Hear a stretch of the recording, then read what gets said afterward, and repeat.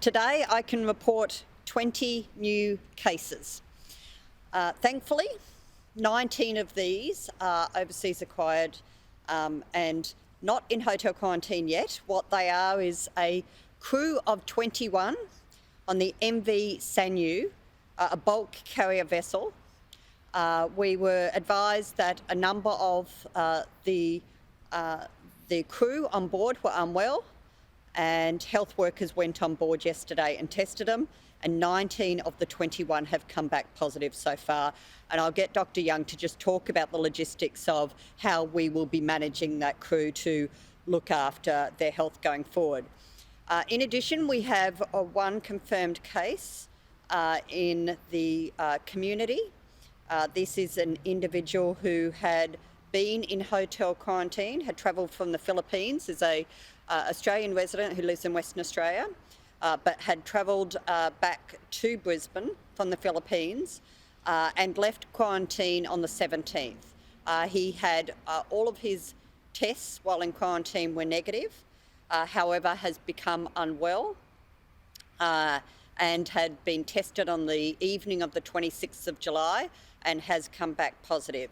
It is deemed that he has been infectious in the community since the 22nd of July. This individual has been residing at the Roma Street City Backpackers during this period. This puts us at 42 active cases in Queensland. We've had 17,816 tests in the last 24 hours, which is fantastic. So please, Queenslanders, keep up that level of testing. And we had 12,774 vaccinations. We've now got 2,321 people quarantining at home as well. We can announce today, based on the decisions made by the Victorian Government and the South Australian Government yesterday, to lift their lockdown, but to continue to have a very high level of restrictions in those states, that we will continue to declare Victoria and South Australia as hotspots, which will mean that there are only certain eligible people to come to Queensland. So those who are Queensland residents returning to Queensland, or those people who have applied for and been granted exemption, including certain particular essential workers.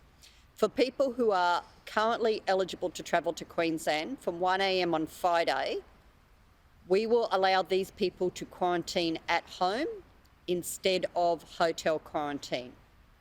Of course, with all of our home quarantine, there is significant compliance and enforcement of compliance.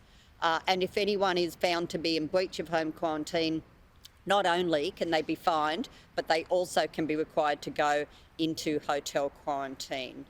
Of course, for these people who are already allowed to come into Queensland from 1 a.m. Friday, you must have a suitable residence to quarantine in. So if you were going into a hotel somewhere outside of hotel quarantine, that wouldn't be a suitable residence. You must have a home or appropriate residence, and we will allow for you to home quarantine.